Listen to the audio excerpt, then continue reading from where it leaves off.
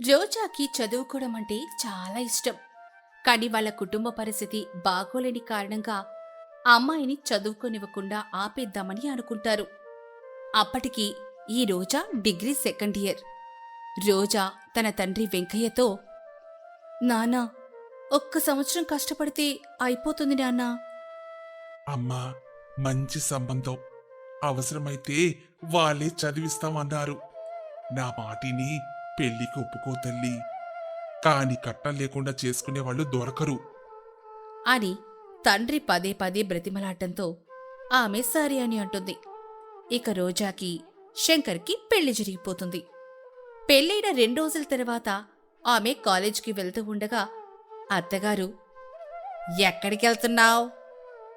కాలేజ్కెళ్తున్నానత్తయ్యా. ఈ చదువులు అవి నాకిష్టం ఉండదమ్మా. ఇంట్లో ఉండి వంట చేసుకో, ఇల్లు చక్కబెట్టుకో. అదేంటత్తయ్యా, పెళ్లికి ముందు మా నాన్న మీరే చదివిస్తానని చెప్పాడు. పెళ్లికి ముందు 100 అంటావు, అవన్నీ జరుగుతాయా ఏంటి? ఇంతలో రోజా భర్త రావడంతో, సర్లే, అయ్యిందేదో అయిపోయింది, డిగ్రీ పూర్తి చేసి ఇంట్లో కూర్చో అని అంటుంది. ఆ మాటలకి రోజా సరే అని చెప్పి అక్కడుంచి వెళ్ళిపోతుంది. అలా సంవత్సరం గడిచింది. డిగ్రీ రోజాకి పూర్తయిపోతుంది. తను మంచి మార్కులతో పాస్ అవుతుంది. కాలేజీ ఫస్ట్ వస్తుంది. అప్పుడు భర్త శంకర్, రోజా, నీకు పై చదువులు చదువుకోవాలని కల ఉంటే మాత్రం అవి ఇంతటితోనే వదిలేయి. మా అమ్మకి అసలు ఆడవాళ్ళని బయటికి పంపించడం అంటే ఇష్టమే ఉండదు. సరేనండి, నేను చదువుకోను అని పైకి భర్తతో అన్నప్పటికీ మనసులో నా కల ఐఏఎస్ అవ్వాలన్నది. దాన్ని ఎవరూ ఆపలేరు, నేనేంటో నిరూపించుకోవాల్సిన సమయం వచ్చింది అని అనుకుంటుంది. అలా రోజులు గడుస్తూ ఉన్నాయి. ఐఏఎస్ చదవడానికి నిర్ణయించుకొని తనకు కావాల్సిన పుస్తకాల్ని కూడా తెచ్చుకొని తన రూంలో పెట్టుకుంటుంది. తన భర్త పుస్తకాలు ఏంటి అని అడిగితే అతనితో, ఇంట్లో ఖాళీ ఉన్నప్పుడు చదువుకోవడానికి తీసుకొచ్చాను అని చెప్తుంది. అందుకేమో భర్త సరే అంటాడు. ఆ రోజు రాత్రి అందరూ నిద్రపోతున్న సమయంలో కోడలు పుస్తకాలు తీసుకొని ఒక దీపం బుడ్డి పెట్టుకొని మేడ మీదకి వెళ్తుంది. ఆమె అక్కడ కూర్చొని చదువుకుంటూ ఉంటుంది. చాలా సమయం వరకు చదువుకొని ఎవ్వరికి తెలియకుండా కిందకెళ్తుంది. ఉదయాన్నే అద్దగారు నిద్రలేచి, ఒసే కోడలి పిల్ల, 10 గంటల దాకా అలా నిద్రపోతూనే ఉన్నావు, ఏ ఇంట్లో అయినా ఈ విడ్డరం చూశావా అంటూ తిడుతూ ఉంటుంది. ఇక ఏం చేయలేక కోడలు నిద్రలేచి తన పని తాను చేసుకుంటూ ఉంటుంది. అలా రోజులు గడుస్తూ ఉన్నాయి. ప్రతిరోజు కూడా రోజా ఎవ్వరికీ తెలియకుండా మేడ మీదకి వెళ్ళి చదువుకుంటూ ఉంటుంది. ఒకరోజు ఆమె ఎప్పటిలాగే నిద్రలేచి మేడ మీదకి వెళ్తుంది. అప్పుడే తన భర్త శంకర్ నిద్రలేస్తాడు. భార్య పక్కన లేకపోవడంతో, ఇంత అర్ధరాత్రి వేళ రోజా ఎక్కడికెళ్ళింది అంటూ కంగారుగా ఆమె కోసం వెతకడం మొదలుపెట్టాడు. రోజా మేడ మీద చదువుకుంటూ ఉండగా ఎవరో వస్తున్న శబ్దం రావడంతో ఆమె పుస్తకాలను దాచి అక్కడే అటూ ఇటూ తిరుగుతూ ఉంటుంది. శంకర్ ఆమెను చూసి, ఏమైంది రోజా, పడుకోకుండా ఎందుకు ఇలా పైన తిరుగుతూ ఉన్నావు? ఆహా, ఇంట్లో కొంచెం నిద్ర పట్టడం లేదండి, అందుకే నేనిలా తిరుగుతూ ఉన్నాను కళ్ళు మూసుకొని పడుకుంటే అదే నిద్ర పడుతుందిలే, రా అంటూ ఆమెను తీసుకుని వెళ్ళిపోతాడు. ఆమెమో సరే అని అతనితో పాటు వెళ్ళిపోతుంది. కొంత సమయం తర్వాత అతను నిద్రపోయిన తర్వాత మళ్లీ మేడ మీదకి వెళ్లి చదువుకుంటుంది. అలా రోజులు గడుస్తూ ఉన్నాయి. తను మొదటి పరీక్ష ప్రిలిమ్స్ రాయాల్సి ఉంటుంది. కానీ తన్ను ఎగ్జామ్ సెంటర్కి ఎవరు వదిలిపెడతారు అని టెన్షన్ పడుతూ ఉంటుంది. ఎలా వెళ్ళాలి అని ఆలోచిస్తూ ఉంటుంది. రోజా, దేవుడా, ఈరోజు నా జీవితంలో చాలా ముఖ్యమైన రోజు.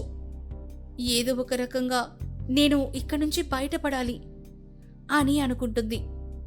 ఇంతలో తన స్నేహితురాలు అమృత ఫోన్ చేసి, ఏ రోజా, నువ్వు ఇక్కడే ఉంటున్నావని తెలిసింది. ఈరోజు నాకు ప్రిలిమ్స్ ఎగ్జామ్ ఉంది, కొంచెం సెంటర్ దగ్గరికి తోడు రాగలవా నాకు ఎగ్జామ్ సెంటర్ ఎక్కడో అర్థం కావడం లేదు. ఆ మాట వినగానే తను చాలా సంతోషపడిపోతూ, "ఆహా, తప్పకుండా వస్తాను. ఇప్పుడే మా ఆయనతో పాటు కలిసొస్తాను" అని చెప్తుంది. ఇక తను తన భర్తతో అదే విషయాన్ని చెప్పి ఎగ్జామ్ సెంటర్ దగ్గర వదిలిపెట్టమని చెప్తుంది. ఇద్దరూ ఒకే చోట పరీక్ష కావడంతో ఆమెకు చాలా సంతోషం వేస్తుంది. ఇక భార్యాభర్తలిద్దరూ ఎగ్జామ్ సెంటర్కి వెళ్తారు. ఇక భర్త ఆమెను వదిలిపెట్టి వెళ్ళిపోతాడు. కొంత సమయం తర్వాత తన స్నేహితుల్ని కలుసుకొని జరిగిన విషయమంతా చెప్తుంది. దాన్ని విన్న ఆమె చాలా ఆశ్చర్యపోయి రోజాతో, "పోనీలే, దేవుడి దయ వల్ల నీకంతా మంచే జరిగింది. Anyhow all the best Roja." "నీకూడా ఆల్ ద బెస్ట్ అమృత" అని ఒకరికొకరు చెప్పుకొని ఇద్దరు కూడా ఎగ్జామ్కి రాయడానికి వెళ్ళిపోతారు. ఎగ్జామ్ ఏమో పూర్తయిపోతుంది. ఎవరి దారిన వాళ్ళు వెళ్ళిపోతారు. ఇలా రోజులు గడుస్తూ ఉండగా రోజా తన రిజల్ట్ కోసం ఎదురుచూస్తూ ఉంటుంది. ఇక రిజల్ట్స్ ఏమో రానే వచ్చేశాయి. రోజా చాలా టెన్షన్ పడుతూ ఫోన్ చూసుకుంటుంది. అందులో తన ప్రిలిమ్స్ పూర్తయినట్లుగా ఉండడంతో తను చాలా సంతోషపడుతుంది. వెంటనే తన స్నేహితురాలకి కనుక్కుంటుంది.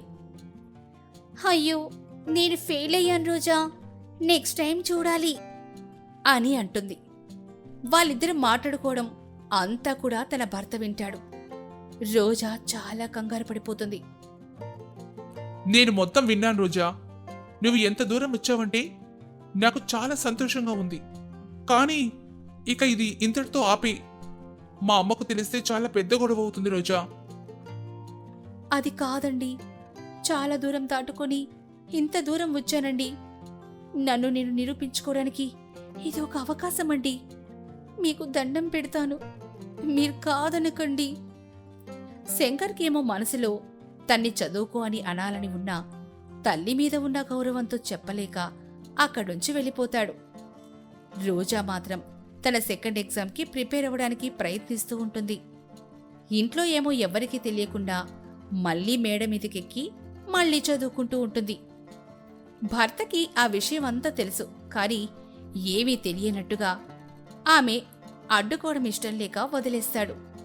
అలా రోజులు గడుస్తాయి. తన మెయిన్స్ ఎగ్జామ్ రాయడానికి ఒకరోజు ముందు, "అమ్మాయి, రేపు ఫంక్షన్ ఉంది. నువ్వు ఉదయాన్నే నిద్రలేచి పనులు మొత్తం చేశావంటే అందరం ఏలిపోవచ్చు." ఆ మాట వినగానే రోజాకి గుండెలో ఒక పెద్ద పిడుగు పడినట్లవుతుంది. తనకేం చెయ్యాలో అర్థం కాదు. మెయిన్స్ ఎగ్జామ్ చాలా ఇంపార్టెంట్. అదే విషయాన్ని భర్తకి ఎలా చెప్పాలో అర్థం కాదు. ఇంట్లో వాళ్ళకి తెలిస్తే దానికి అస్సలు ఒప్పుకోరు. దాంతో ఆమె అత్తగారితో సరే అని చెప్తుంది. అందరూ నిద్రపోతూ ఉండగా తను నిద్రలేచి ఒక ఉత్తరం రాస్తుంది. అందులో ఇలా ఉంటుంది: "ఏవండి, నన్ను క్షమించండి. ఇది మెయిన్స్ ఎగ్జామ్. ఇది రాయకపోతే నేను చదివిన చదువుకి, నేను కష్టపడిన దానికి అర్థం లేకుండా పోతుంది. మీరు అర్థం చేసుకుంటారని నేను భావిస్తున్నాను" అంటూ ఉత్తరం రాసి ఇంట్లో నుంచి వెళ్ళిపోతుంది. మరుసటి రోజు ఉదయం ఆమె పరీక్ష రాస్తూ ఉంటుంది. భర్త ఉత్తరం చదువుతాడు.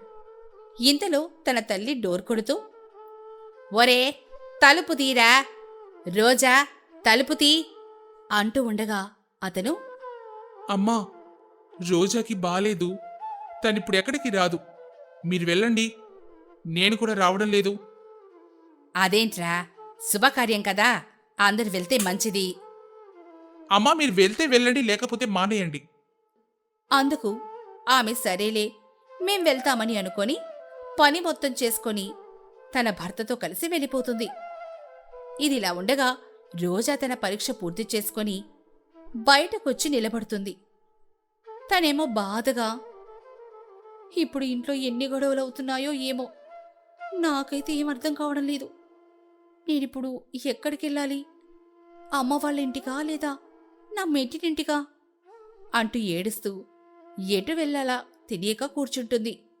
ఇంతలో భర్త అక్కడికి వస్తాడు.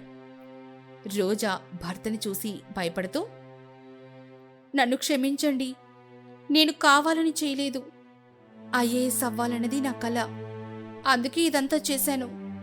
మీరు నాకు ఏ శిక్ష విధించినా పర్వాలేదు. నన్ను క్షమించండి అని ఏడుస్తూ ఉంటే అతనేమో దగ్గరికి తీసుకుని జరిగిన విషయం అంతా చెప్తాడు. ఆ మాటలు విని ఆమె చాలా సంతోషపడిపోతుంది. ఆ తర్వాత ఇద్దరు కలిసి ఇల్లు చేరుకుంటారు. అయితే పరీక్షలు బాగా రాసావన్నమాట. ఇక కలెక్టర్ అయితే ఈ మొగుడితో పనే లేదుగా. అయ్యో, అలా ఎందుకు అనుకుంటారండి? అలా ఎప్పుడు అనుకోవద్దు. నేనెప్పుడూ మీ భార్యనే అని అంటుంది. ఆ మాటలు అతను వినంగానే నవ్వుతాడు. ఇక కొన్ని రోజులు గడిచాయి. తన ఇంటర్వ్యూ కూడా పూర్తయిపోతుంది. ఆమె అదే జిల్లాలో ఐఏఎస్గా విధులు నిర్వర్తిస్తుంది. ఇక ఎంతోమంది విలేకరులు ఆమె ఇంటికి క్యూ కడతారు. ఆమె అందరికీ ఇంటర్వ్యూ ఇస్తుంది. అందరికీ ఇంటర్వ్యూలో తన భర్త సపోర్ట్తోనే ఇదంతా చేశానని చెప్తుంది. వాళ్ళందరూ కూడా అత్తగారి గురించి, భర్త గురించి చాలా గొప్పగా పేపర్లో రాస్తారు. దాన్నంతా చదివి అత్తగారు సంతోషపడిపోతుంది. కోడలితో ఇలా అంటుంది, అమ్మాయ్, నన్ను క్షమించు. నీ మనసులో కోరికని అర్థం చేసుకోలేకపోయాను. ఏదైనా నువ్వు పట్టుదలతో సాధించినందుకు చాలా సంతోషంగా ఉందమ్మా అని చెప్పడంతో ఆమె మరింత సంతోషపడిపోతుంది. భర్త కూడా కాంగ్రాట్స్ అంటూ ఆమెను పొగుడతాడు. ఆ తర్వాత ఆమె తన విధులు నిర్వర్తిస్తూ సంతోషంగా జీవితాన్ని గడుపుతుంది. వసుంధరకు కన్నీళ్లు ఆగడమే లేదు. చిన్నప్పటినుంచి గారాబంగా పెంచిన కొడుకు వినయ్ తనకు నచ్చని అమ్మాయితో పెళ్లి చేసుకుని వచ్చి నిలబడ్డాడు. అది కూడా తన ఇంటి పని మనిషి రమ్యనే పెళ్లి చేసుకుని వచ్చాడు. అది చూసి వసుంధరకు చాలా బాధ కలుగుతోంది. నువ్వు చేసిన పని ఏవైనా బాగుందారా? చిన్నప్పటి నుంచి నువ్వు ఏది కావాలన్నా ఇవ్వకుండా ఉండలేదు కదా. అది అడిగితే అది, ఇది అడిగితే ఇది అంటూ నీకు కావలసినవన్నీ తెచ్చిచ్చాను కదరా. అయినా నువ్వు ఇలాంటి పని చేస్తావని అస్సలనుకోలేదు. నీ మీద ఎన్నో ఆశలు పెట్టుకున్నాను కదరా. అమ్మా, నే చెప్పేది వినమ్మా. నువ్వలా ఏడవకు. నువ్వలా ఏడుస్తుంటే నేను భరించలేకపోతున్నాను. దయచేసి ఏడవకమ్మా. ఇప్పుడు ఏడవడం తప్ప ఇంకేం చేస్తాన్రా? ఇలాంటి పని చేసే ముందు నాకొక మాట చెప్పుండొచ్చు కదా. మీ నాన్న పోతూ పోతూ ఈ ఇంటి పరువును నా చేతిలో పెట్టాడు. ఈ చుట్టుపక్కల ప్రాంతాల్లో మనదే పెద్ద కుటుంబం. మనకు బంధువులు ఎంతమంది ఉన్నారో తెలుసు కదా. అందరూ ఈ విషయం తెలిస్తే ఒక్కొక్కరు ఒక్కోలో మాట్లాడుకుంటుంటారు. పరువు మొత్తం పోయింది. ఇప్పుడు నేనేం తప్పు చేశాను? ఒక అమ్మాయిని పెళ్లి చేసుకోవడం తప్ప? ఎప్పటికైనా నేను పెళ్లి చేసుకోవాల్సిందే కదా. ఈ అమ్మాయిని నేను ప్రేమించానమ్మా, అందుకే పెళ్లి చేసుకున్నా. వినయ్ చెప్పిన ఆ మాటకు వసుంధరకు ఒక్కసారిగా కోపం తన్నుకొస్తుంది. ఇక వెంటనే ఆ కోపంతో తన కొడుకు వినయ్ని లాగిపెట్టి ఒక్కటిస్తుంది.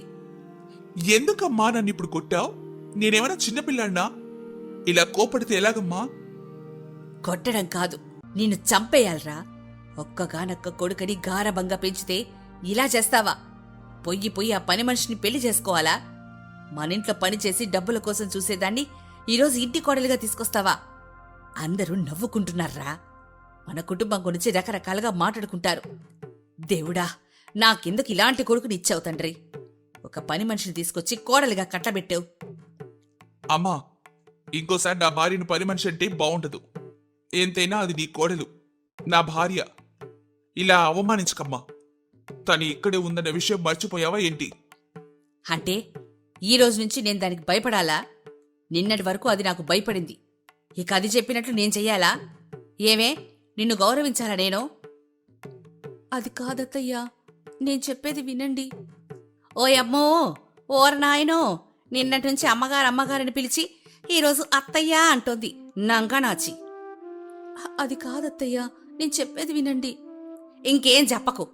నీ మాటలేంటుంటే నాకు చిరాకొస్తోంది. నీకు ఎంత ధైర్యం ఉంటే నా ఇంటికొచ్చి నన్నే అత్తయ్య అని పిలుస్తావు? ముందు నువ్వు ఇక్కడి నుంచి నడు.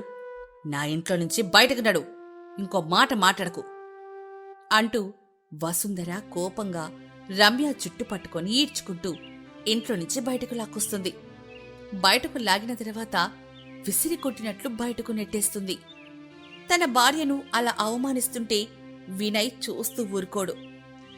అమ్మా, చాలా పెద్ద తప్పు చేస్తున్నావు. అలా చేయకమ్మా. నా ముందే నా భార్యను అవమానించకు. ఆమెపై చెయ్యి ఎత్తకు. మర్యాదగా తన్ని ఇంట్లోకి తీసుకురా.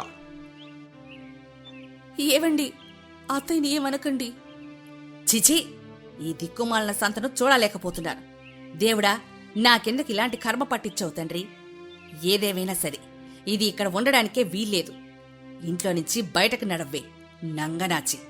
నా కొడుకుని వల్ల వేసుకొని ఇప్పుడు కొంగు గట్టుకొని ఈ ఆస్తిని ఇంటిని నీ సొంతం చేసుకోవాలని చూస్తున్నావా? అదే కదా నీ ప్లాను? అయ్యో, నన్ను తప్పుగా అర్థం చేసుకోకండి. నాకు ఈ ఆస్తితో పని లేదు. నాకు ఆయనుంటే చాలు. ఇక జీవితాంతం ఆయనతోనే బ్రతుకుతాను. జీవితాంతమేంటే, ఇప్పుడే ఈ రోజే నా చేతిలో చస్తావు చూడు అంటూ వసుంధర ఆవేశంగా రమ్యను కొడుతుంది. అది చూసి వినయ్ భరించలేకపోతాడు. వెంటనే ఇంట్లోకి వెళ్లి ఆత్మహత్య చేసుకునేందుకు ప్రయత్నిస్తాడు. బాబు, వద్దు బాబు, వద్దు. అంత పని చెయ్యకురా. నీ మీదే ఆశలు పెట్టుకున్నా ఆఘాయిత్యం చేసుకోకు బాబు. వసుంధర అలా బ్రతిమలాడుతూ ఉంటే గదిలో వినయ్ ఆత్మహత్య చేసుకునేందుకు ప్రయత్నిస్తూ ఉంటాడు. లేదమ్మా, నువ్వు నన్ను ఆశీర్వదిస్తావని అనుకున్నాను, కానీ ఈరోజు ఇలా చేస్తావని అనుకోలేదు. నువ్వే నన్ను నమ్మనప్పుడు నేనేం చేయను? నాకు ఈ బతుకొద్దమ్మా. నేను చనిపోతున్నాను. నిన్ను బాధ పెట్టుంటే క్షమించమ్మా అంటూ వినయ్ ఆత్మహత్య చేసుకునేందుకు చూస్తూ ఉంటాడు. వసుంధర మాత్రం వెక్కి వెక్కి ఏడుస్తూ తన వినయ్కి నచ్చజెప్తూ ఉంటుంది. మరోవైపు రమ్య కూడా ఏడుస్తూ ఉంటుంది. సరే నాన్న, ఇక నిన్ను బాధ పెట్టను. నీ ఆనందమే నా ఆనందం. రమ్యని నా కోడలిగా అంగీకరిస్తున్నాను. నువ్వు ఆత్మహత్య చేసుకోకు.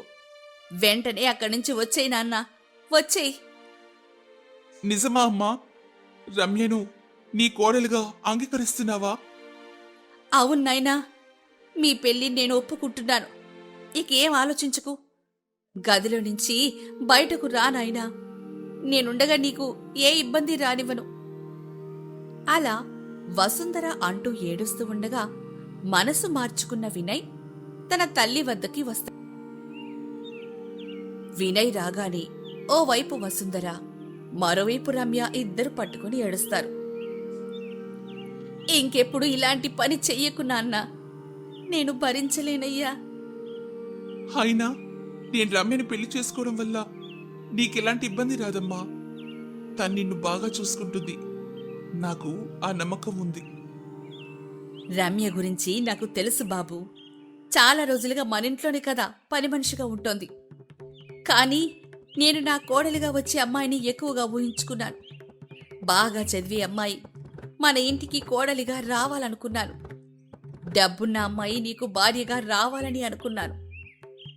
అమ్మా, మళ్ళీ ఏంటమ్మా నువ్వు? అది సరేలే బాబు, అవన్నీ వదిలే. నేను కూడా వదిలేస్తాను. డబ్బుదే ఉంది, మళ్ళీ మళ్ళీ సంపాదించుకోవచ్చు. చదువు విషయానికొస్తే రమ్య అంతగా చదువుకోలేదు కదా, అదే బాధగా ఉంది. నాకు చదువంటే చాలా ఇష్టం అత్తయ్య. కానీ మా అమ్మా నాన్నలు నన్ను అస్సలు చదివించలేదు. ఇప్పటికీ నాకు చదువుకోవాలని ఉంది. కానీ ఏం లాభం చెప్పండి? ఏంటి రమ్య, నీకిప్పటికీ చదువుకోవాలనుందా? ఆ విషయం నాకెందుకు ఇప్పటి వరకు చెప్పలేదు? నీకు నేనున్నాను కదా. ఇక నువ్వు ఎవరిని పట్టించుకోకు. నిన్ను చదివించే బాధ్యత నాది, సరేనా? రే, నీకేమైనా పిచ్చి పట్టిందా? దాన్ని ఈ వయసులో చదివించి ఏం చేస్తావురా? అయినా నేను ఏదో నా కోడలకు ఉండాల్సిన లక్షణాల గురించి చెప్పాను. అందుకని ఇప్పుడు దాన్ని చదివించాలని అనుకోకు. ఏంటమ్మా, రమ్య చెప్పిన దాంట్లో తప్పే ఉంది చెప్పు. చదువుకు వయసుతో సంబంధం లేదు. ఎప్పుడైనా చదువుకోవచ్చు. ఇక రేపటి నుంచి రమ్యను చదివించడం నా బాధ్యత. అవునత్తయ్యా, నేను చదువుకుంటా, బాగా చదువుకుంటా. నా దగ్గర మీరు కోరుకున్నట్లు డబ్బులు లేకపోవచ్చు, కానీ మీరు కోరుకున్నట్లు నేను చదువుకొని మంచి పేరు తెచ్చుకుంటా. అవునమ్మా, రమ్య చాలా మంచి విషయం చెప్పింది. రమ్య కోరుకున్నట్లు చదువుకొని. అయితే నేను చెప్పినట్టు చెయ్యాలి. రమ్య చదువైపోయిన తర్వాతనే నేను నా కోడలిగా అందరికీ పరిచయం చేసుకుంటాను. అది మీకు సమ్మతమేనా? అమ్మా, మళ్ళీ ఏంటమ్మా నువ్వు ఏదో ఒక తిరకాసు పెడతావు? తిరకాసు కాదండి, అత్తయ్య చెప్పింది నిజమే. అలా చేస్తే నాకు కూడా చాలా ఆనందంగా ఉంటుంది. సరేనమ్మా, మీ ఇష్టం. ఇక కాదంటానా చెప్పు. అలా వసుంధర రమ్య చదువుకోవడానికి ఒప్పుకుంటుంది. వినయ్ కూడా రమ్యను చదివిస్తాడు. ఇంటికి కోడలైనప్పటికీ పని మనిషిగా ఉంటూనే చదువుకుంటుంది రమ్య. కోడలు చదువుకోవడం చూసి వసుంధర పైకి గంభీరంగానే ఉన్నా లోపల మాత్రం ఆనందపడిపోతూ ఉంటుంది. అలా కొన్ని రోజులు గడుస్తాయి. రమ్య బాగా చదివి పరీక్షల్లో మంచి మార్కులు సాధిస్తుంది. డిగ్రీ పరీక్షలు పూర్తి చేస్తుంది. డిగ్రీ పాస్ అయిన తర్వాత IAS కు ప్రిపేర్ అవుతుంది. అలా కొన్ని రోజులకు కలెక్టర్ ఉద్యోగం కూడా సాధిస్తుంది రమ్య. దీంతో అత్త వసుంధర హొబ్బి తబ్బిబ్బైపోతుంది. ఒరే బాబూ, నా కోడలి ఇప్పుడు సాధారణమైన మహిళ కాదురా, తను కలెక్టర్. నేను కలెక్టర్ అత్తను. అబ్బబ్బా, చెప్పుకోవడానికి ఎంత గర్వంగా ఉందో నువ్వు కలెక్టర్ భర్తవి. చూసావా అమ్మా, ఆ రోజు నువ్వు చాలా బాధపడ్డావు, కానీ ఈ రోజు చాలా గర్వపడుతున్నావు. ఇప్పటికైనా మిమ్మల్ని అత్తయ్య అని పిలవచ్చా? అరే ఏంటమ్మా ఇలా అంటున్నావు? నువ్వు బాగుండాలనే కదమ్మా చెప్పాను. ఇప్పుడు చూడు నువ్వెంత ఆనందంగా ఉన్నావో. ఇక అందర్నీ పిలిచి పప్పన్నం పెట్టేద్దావా బాబు? ఏంటమ్మా కోడలా? మీ ఇష్టం అత్తయ్య, నా కోడలు బంగారం. అలా వసుంధర అనగానే వినయ్, రమ్యలు సిగ్గుపడుతూ నవ్వుకుంటారు. ఇక ఊరందర్నీ పిలిచి భోజనాలు పెట్టించి తన కోడలు రమ్యనే అని గర్వంగా చెప్పుకుంటుంది వసుంధర. ఇక ఆ కుటుంబం ఎంతో ఆనందంగా సంతోషంగా ఉంటుంది. రమ్యను ఆ చుట్టుపక్కల వారంతా ఆదర్శంగా తీసుకొని చదువును ఆపకుండా ముందుకు సాగుతారు.